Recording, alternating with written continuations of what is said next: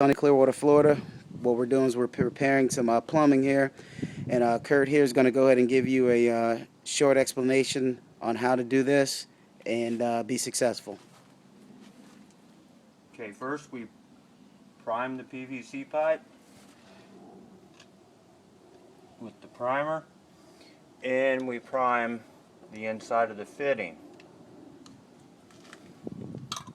Then we take the glue and put an even coat. Put a coat on the inside of the fitting that we're going into.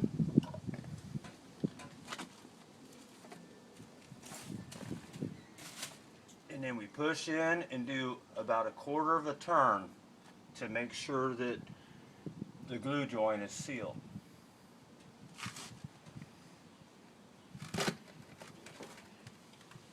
And it's very important that quarter turn because you don't want the pipe to push back out of the joint.